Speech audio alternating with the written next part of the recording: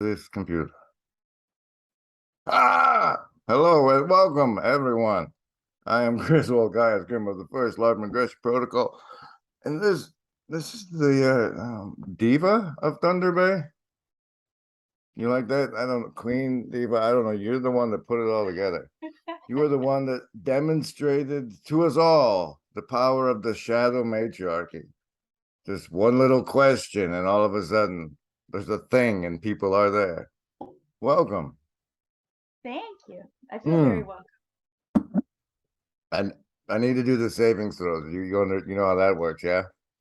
All right. For everybody who doesn't, it's survival, social, wisdom, or heart. And if it's over 10, if the one you choose is over 10, you take half damage from all the mind control you're about to be subjected to. Oh, I was supposed to say choose, and I messed it up. But you make me nervous. Oh, 7 for survivalists. 14 for the socialists. 3 for the lovers of wisdom. I guess we're gonna get goofy. And 5 for the hard folks. Okay, so now there. That's done. Who who are you? Uh, my friends call me Grizz. Grizz Grim. Wow. That's gotta be weird. What do you do when that happens? Well, I usually serve them coffee, so. Perfect. Perfect, actually. I told you I would take a little less Coke A before little every, bit. Mm-hmm. but I couldn't help myself. So I went with Oh, the dirty Coke. whoa. Yeah. At least it's not diet. Um, It's got coffee in it. it's got French on the outside. I mean, there's nothing but things to complain about about the thing in your hand. Okay, so for those of you who don't know, I'm kind of in this thing called a corner of the internet. And this lady is responsible for putting together an event that everybody is like still feeling the aftershocks, emotional and spiritual aftershocks of their attendance at this event. I gotta say, I haven't heard as much feedback from the transformative experience of shooting at each other that I had hoped to. I know. Um, It rained the entire time when we had we did paintball actually and airsoft. It rained the whole time, but I think it was awesome. Like it went really well. Everybody there was a it probably split about half and half. There was about half the guys, they just went out like every round possible and they just like played. And then about half the guys were like, I'm tired of the rain. I think I'll have some barbecue, and mostly kind of stayed indoors. But I do think that it helped just have everybody gel and feel like they had space to get to know each other before trying to move into the those thinking kind of part. conversations. Yeah. Mm-hmm. Mm-hmm. Well, I think, I mean, for me, it's more about the kids.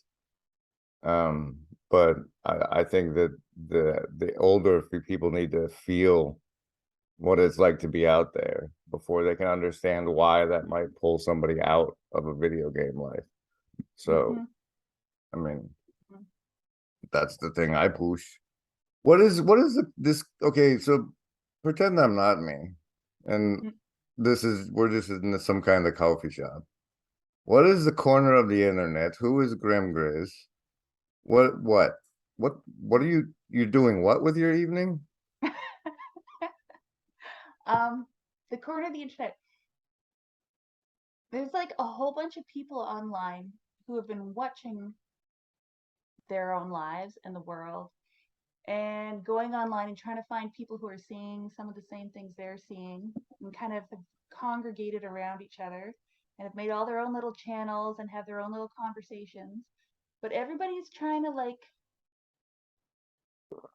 my sense is everybody's trying to find a space that is not just propaganda 24/7. I think people get really tired of the narrative. They get really tired of the silos where the only people you talk to have the same opinion, the same experiences, and it's just regurgitating the rhetoric and like showing off your virtue signal points and saying, I'm a good guy, I'm on the right team. And so we have a corner that I think is trying to talk to each other as people, not just as NPCs. And there's also, I mean, you have to have something to talk about. You can't just show up and do nothing. So we're also trying to talk about like, what is wisdom? What is the nature of humanity, like biologically, spiritually, emotionally, culturally? Like, what are the basics? Because people are experiencing our society's collapse. What? Our I society know. is collapsing. What do you mean? The television tells me everything is fine, but very, very scary. Okay. So I think people are trying to find a foundation that they can build something on that's reliable and isn't, and they're testing it to make sure it isn't just propaganda, that it is something real. So All that's right. kind of what our corner is doing. And who's GrimGriz in the corner?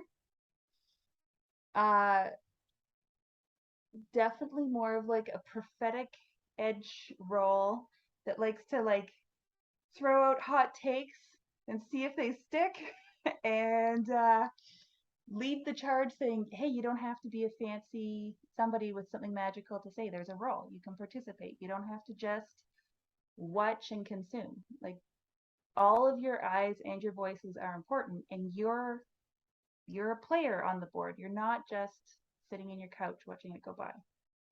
At least you shouldn't be, and you don't have to be. I feel so seen right now.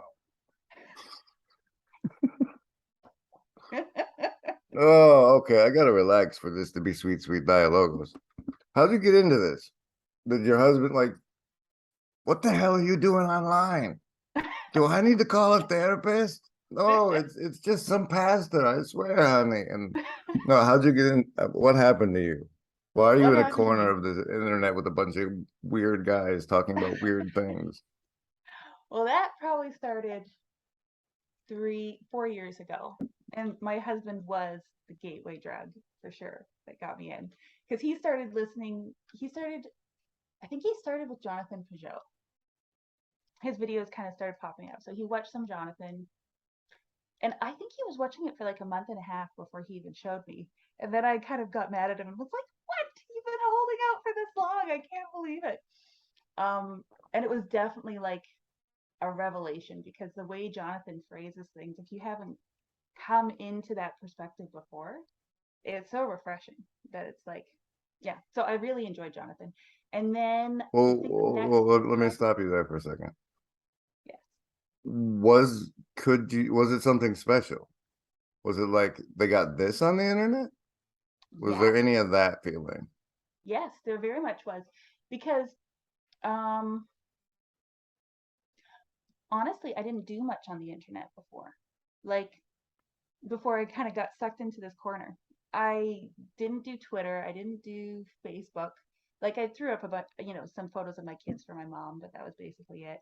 Um, I would listen to a couple of podcasts, and that was about it. I didn't even really go on YouTube much. Like, I just kind of, I don't know. Yeah. Were you watching set? No, I read a lot, Mm. and I've got 3 kids, and I work like the equivalent of like, I have like lots of little jobs, but it's basically a job. So Mm. I'm just busy with, well, and I really like doing stuff, which is why I appreciate your appeal to like being grounded. Because like I hunt, I motorcycle, I kayak, like I do things in the world There are mostly. murderous women Yes. that are still women. So I've been told.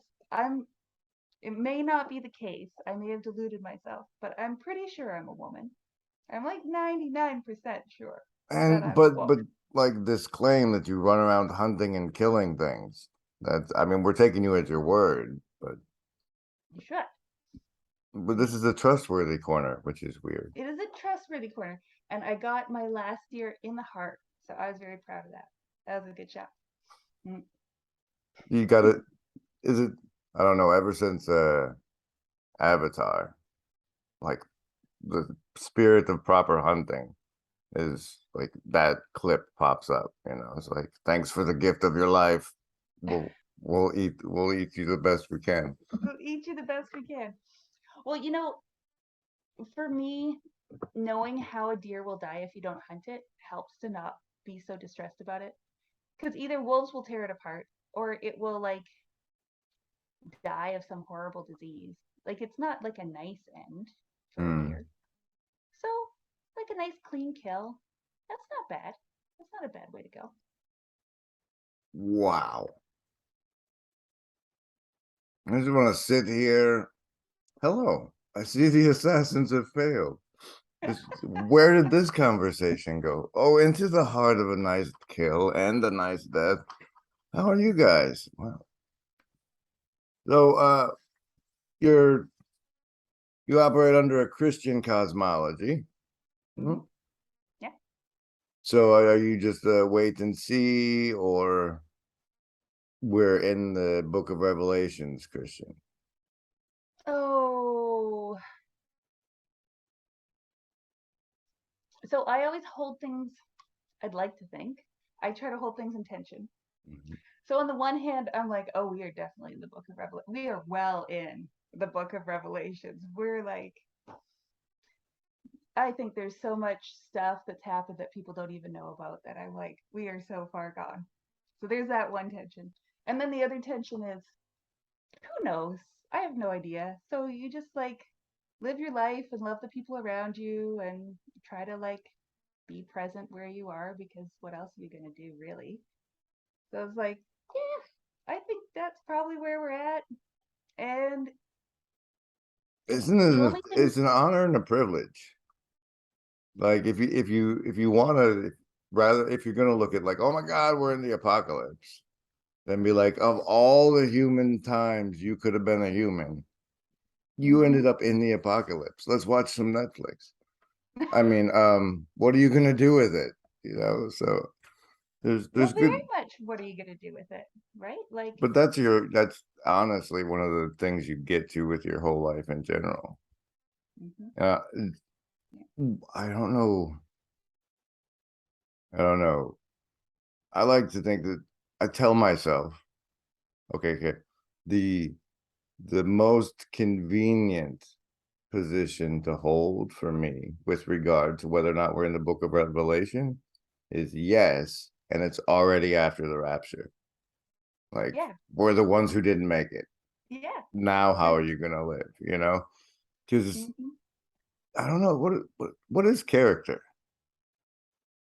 That's where that's the big the question that I'm wrestling with in my section of the corner is because Viveki's got the content of your character, but Mm-hmm. like as a society, Mm-hmm. what's character? What's virtue? Mm-hmm. Um, is that something I get from Apple? Or does Amazon have it? What are these things? And so, what is the term character? That a person of good character. Mm-hmm. What's that for you? For me, there's like foundational qualities that I have to start super abstract and then I can go like more practical. But the foundational qualities that you need to be, so I'll filter it, but from my metaphysic, to be the most like Christ. So the filter of that is to be the most ideal human possible in all places at all times, because there is a nobility of purpose and expression that is intuitively experienced as good by almost everyone. And there are some people who are evil who experience it as repulsive. But most people, Whoa. I like that one. That's nice. What was the first? There was I know like the ad that experience it as good. What's the first chunk again? so the first chunk again is that it's the it's the qualities of a person that make them the most like Christ. And the filtered down version of that is they are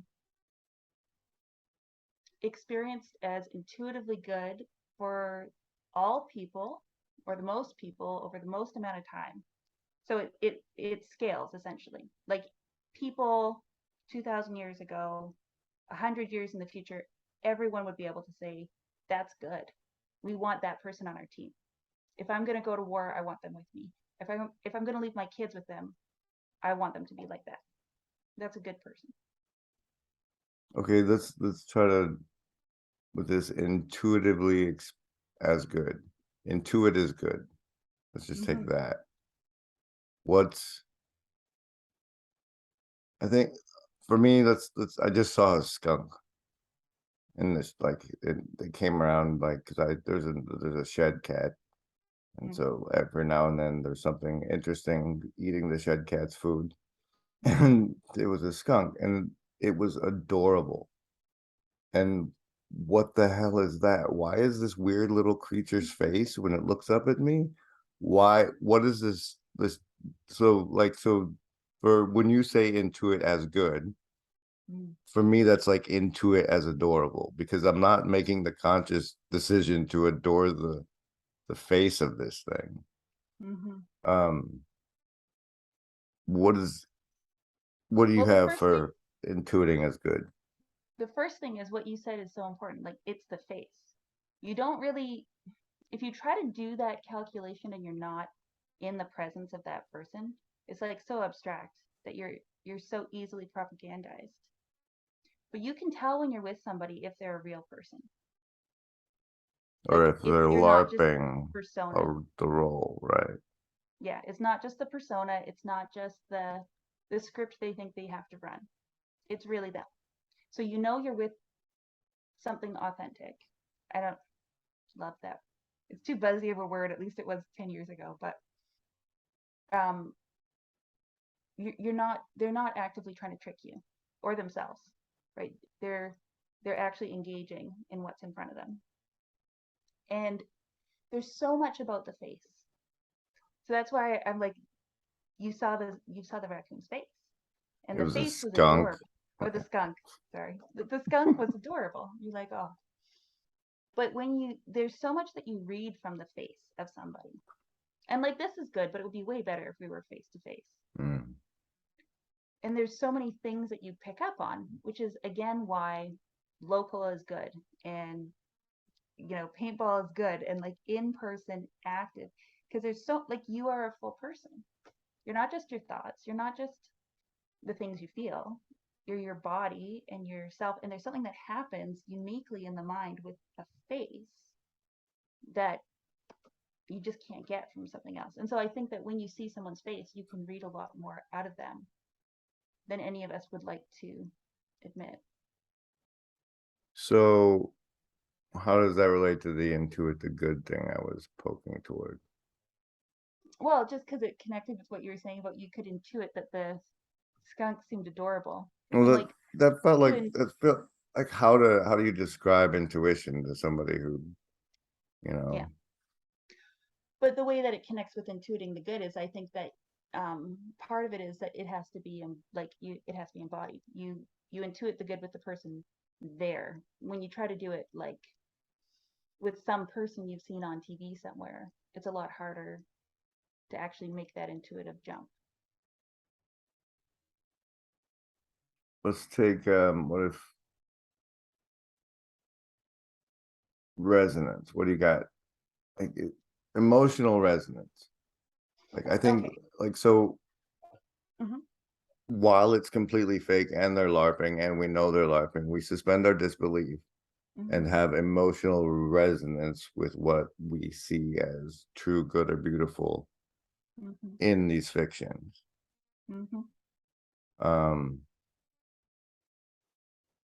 Is that intuition of the good? Well, yeah, but usually it's intuition of the good within the story, not within the person as much. Right? Because you don't know the person as much. So it's mostly about the narrative that's being told. Well, I mean, like the way you feel is like the recognition of the true and the good, this feeling is I'm witnessing the good. Yeah. Yeah. And I think resonance is the right word. Like you feel it, and usually they're like, so in my experience of it with people like that, it's a feeling of like, it's like a mixed feeling, because on the one hand you usually feel like awe and like you're very impressed and it's a little bit overwhelming, but it's not the kind of awe that comes with like the more like suspicious, resentful side of it, where you can tell the person is sort of like holding it, or they're proud of themselves, or they're like, there's some edge to it that's negative. It doesn't come with that. So because they aren't using their power, either like the power of their person or their situation, because they're not using that wrong, it's a lot easier for you to not get twisted up about it either, and you can just experience that as good. And it also is like convicting because you're not that good. And so it's this like, I I see it as good, and I feel myself as smaller, but not in a way where I feel ashamed, just more like inspired. Mm, yes, yes. Like, I think one of the hardest but most awesome life goals any person can take for themselves. I'm no way cut out for it is, but like the whole being a living conviction Mm, is woo intense. that's a Speaking big of one. woo intense, this has been a conversation, but I do want to go into like your husband got you into the corner, so he was watching Pazio. Mhm. Then when you got into it, what path did you take? What was it like for you? You Well, just I was like watching. work it into housework, listening to channels, or Yeah, yeah. I just would kind of start listening to it whenever I was doing stuff that, you know, housework, whatever. Um, and then I joined. So I started with Peugeot, and then it was Paul, and then it was John, and then I joined Paul's Discord maybe 2 years ago, something like that. Um, and then it what really, is a Discord? Is that Facebook? it's exactly like Facebook. Yes. No. Except Uh, except it. So for anyone who's not on Discord, which I doubt you have many in your audience that have completely unfamiliar with my Discord. audience is a constantly growing and expanding thing, and I'm always astounded and amazed at the diversity of the people who arrive.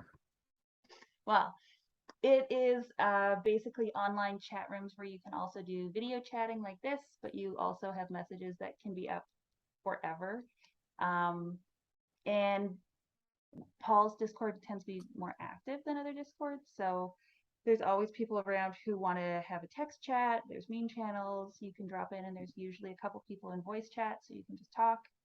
So it's very much this like simmery, bubbly place with like lots of people willing to engage, which I loved at first because I live very rurally, and mostly I'm like a mom, and then I do therapy.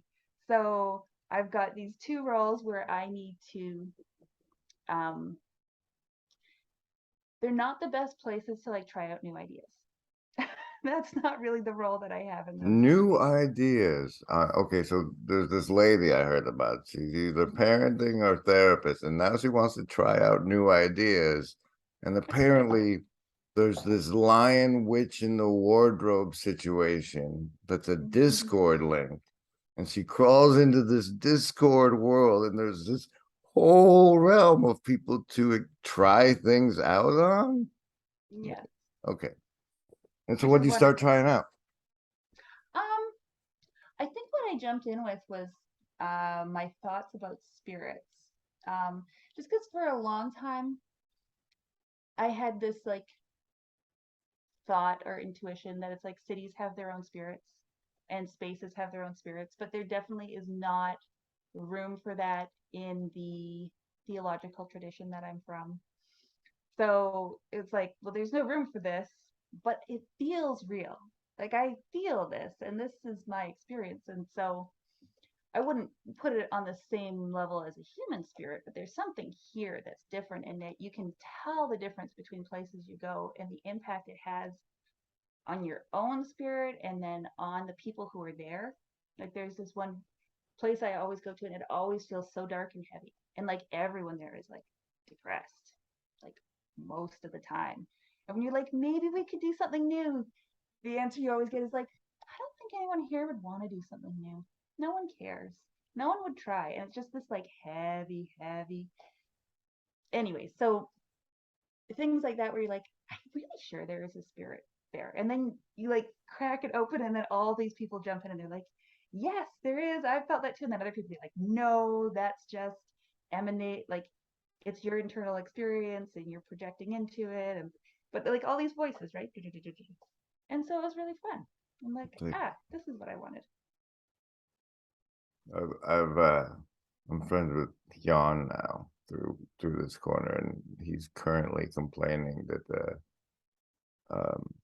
this hive minds are just projections on the stuff. But what you described to me is exactly that. See, it took me a really long time to realize history wasn't over. I don't know if it was the high school indoctrination and or television indoctrination, but it was like, it seemed like, all right, everything's under control. We got this set. And I think that illusion is shattering is what's happened. And I think part of the reason the illusion, we were never able to talk like this before.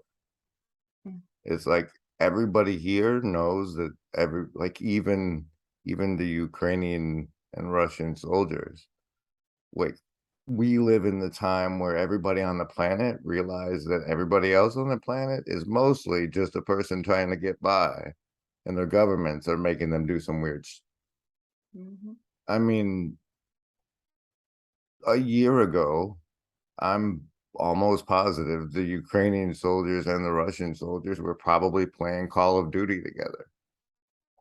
Yes. And it's just like, we could just we're not going to play your LARP anymore, guys. But I don't know. We'll see. We live in my point is that this is new and we have opportunities. And this collective cognition part, this thinking together is, I think, the advantage we're supposed to take from the internet. Because like if somebody in a rural community discovers some new trick, or there's just people still doing stuff the stupid old way, like that level of information exchange is where we're going to, where nobody will be making the same old mistakes, and we'll be able to crowdsource problems globally, or everything will burn down because it's the apocalypse, or a bit of both. Okay, so I have you come on the Discord, you start talking about spirits, and then over the next 2 years your experience on the Discord goes to yada yada. Yeah, so I think I threw out a few ideas like that had kind of been like on my brain for a while. But then once you're there for a while, well, I probably only had like a handful of sort of like issues that were kind of taboo that I wanted to like throw at people and bounce around.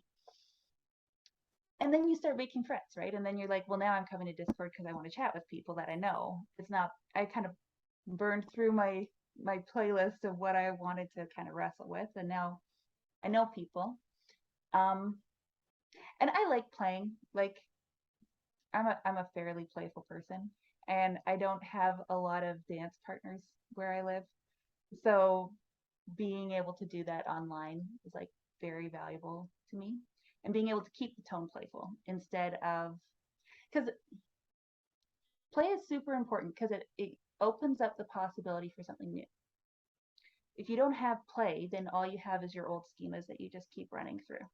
And also, why even keep doing any of it if you don't have play? Like, where's the joy? Where's the point? Like, maybe other people have other good reasons, but for me, I'm like, if I can't figure out a way to make this fun, then I don't see what I'm doing. Like, so finding some new dance partners became sort of like the second phase, where it's like, oh, people I can chat with, I can connect to, and I can just joke around with. And then I became a mod on the Discord, and that kind of like shifted the tone a little bit. Became. What mysterious shadowy figure approached you with this position of responsibility and authority and power? The frightening Joey came. That's the guy who luring just me. bans people for no good reason and sends them to my Yeah. Discord complaining Yeah. about it, right? Yeah, that's him. It's like, could you help do some of this? Yeah. And I was like, that could be fun. That would be good. Yeah, I would do that. And then that kind of like changes the tone a little bit, because then you're not just one of the people sort of on the field. You have to kind of referee a little bit, and but that's fun too. It's just fun in a different way. It's But hold on. It's the glass. It's the glass. She was just the water. And then she sacrificed part of being the waterness to become part of the glass. And we see it, and it's good. And it's good. And I'm glad, because I think that I probably would have spent less time on Discord if I hadn't done that. Like, I'd kind of worked through my ideas, and I probably wouldn't have spent as much time on, but I'm glad that I have, because I do think it's really valuable. But I think that you have to have space to sort of move into new levels of participation. Otherwise, you get bored of it.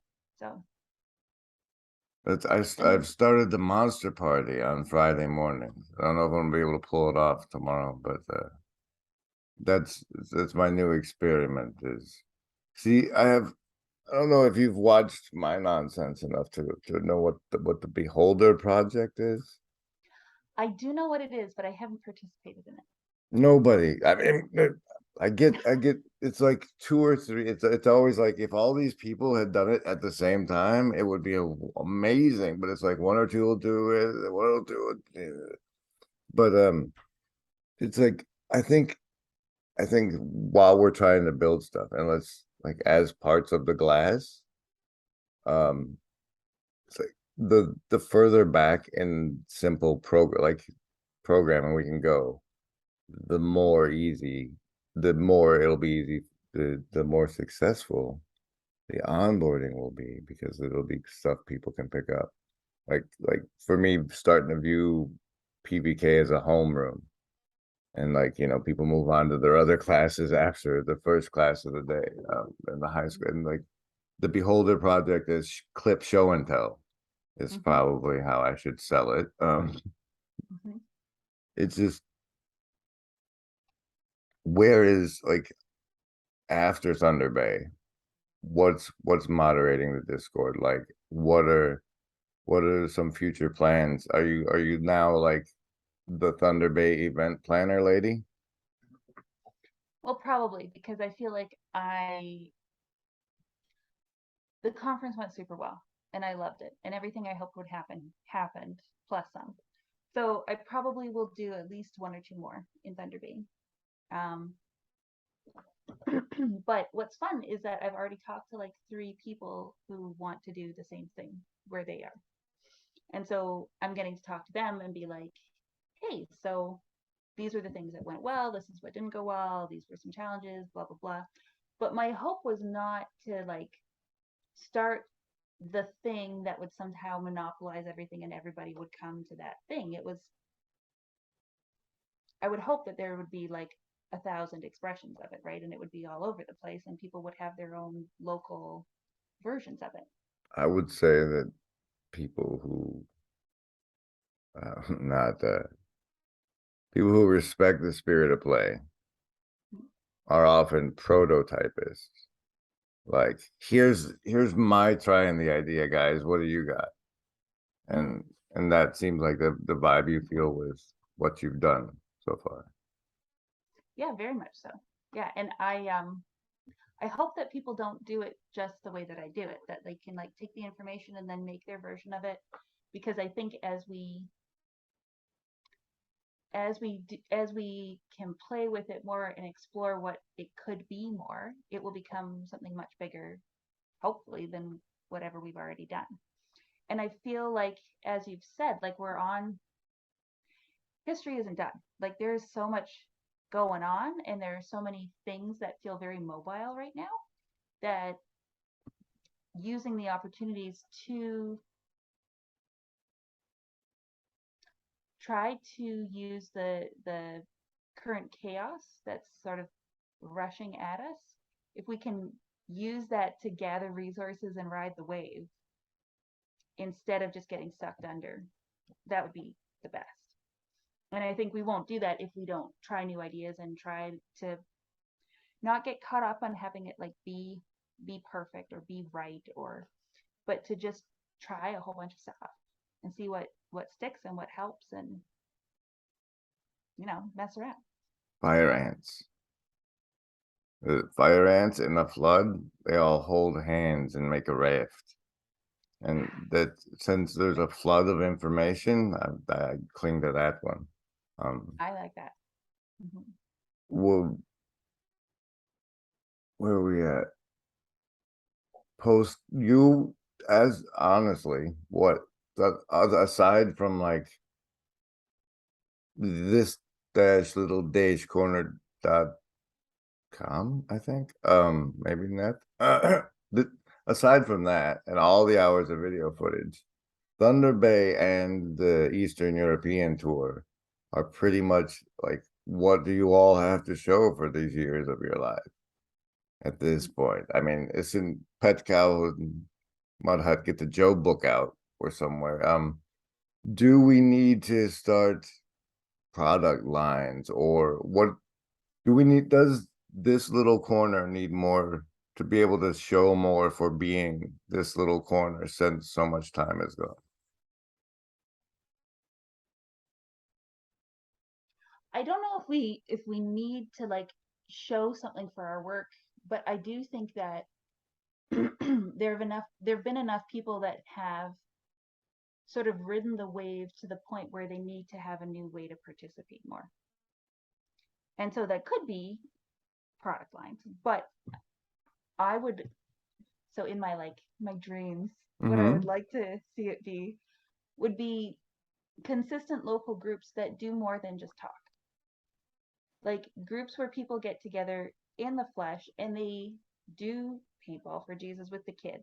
They find some local project that they think is meaningful and they actually all do it together. Because I think it's those kinds of like the first level of incarnation would be to move it into like in the flesh kind of groups like they're trying to do with Estuary. But then the next level would be to actually be that group and do something with your time and energy. Okay, I have something. I'm going to try not to lose it. There's these things that you're envisioning, these instances can be facilitated, like, because they quickly render the corner as irrelevant because, okay, these people are healed. Why would they spend so much time on the internet? But the corner aspect is the opportunity for us to provide synchrony for these event attempts. So like, all right, guys, we're gonna try and do one of these, go. And then like and if that, then that can, like, from the Thunder Bay talk. Are you the one doing the consciousness and conscience channel, or is that other people? Yeah, that's me. That's you. I noticed you didn't include GrimGriz's Thunder Bay speech. I should. You don't have to. For now, I just had it as like I only had content from that was actual event. Yeah, I would too. I do. My criticism of the event, however, is I didn't catch much conscience. I know. I kind of had anticipated that the speakers were going to go into that more, since it was an equal player in the title, at least. Because the whole idea in my mind was the only point in talking about conscience or consciousness is that it should change how you act, or at least change how you want to act. Or Which would be give you a perspective that allows for your personal reasons to change the way you act. Yes. Yeah. Because you need a reason to change. People, I mean, and you have to become conscious of a different way to live. Mm-hmm. And then somehow find the willpower to embody. Sorry. Yes. So I had hoped that we would get there, but in retrospect, I'm like, okay, the first conference was mostly about what's this underground, like, what's the consciousness, what even is it? I would hope that in the next conferences, then it would move towards, so then how does this change people? Other than just identifying what is, what can we do with that? So As the other follow-up I would have is, does Richard still want to play? he does. Yeah. He does. He's so not online that I don't know if he would play online, but I was like super happy with the feedback we got from him. He said that it was the most enjoyable and enriching academic experience he's had in 15 years. That it was very engaging, and that he just enjoyed it and would come back for as soon as we plan one, he'll be there, basically. So well, from me, well, I don't know how you want to say that to him, but that guy who called you that guy in the promo, he says that you promised to do a follow-up a couple weeks after, so he can record either with you or a little one shot by himself. But I'm assuming it should come up on your channel, the Consciousness and Conscience channel. Yeah. Right. Yeah. Should be up there.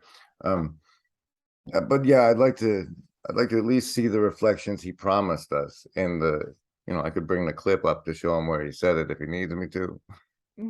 But, I don't last as long as everybody. I did. These are the way I go. Do you have anything you wanted to say to my people, or? I think the only thing I want to say is I love the mission. I'm like, yeah, don't be a consumer. Don't, like, come play with us. Come play and it'll be good. The more people play, the better it gets. So. Nice. Everybody, what should they just head over to the Bridges of Meaning and be moderated by you? Is that how you'd like to start your relationship with most people these days? Or do they follow you on Twitter? What do you like? No, I'm pretty boring on Twitter. Come be moderated. Bridges of Meaning, yeah. Or I'm on your channel sometimes, so you can go over to Clock Tower. Wow. All right, guys. This needs to be over for me. Thank you so much for coming on. Remember, Embody, there is no agency. We want what's best for you, right? She doesn't. She won't.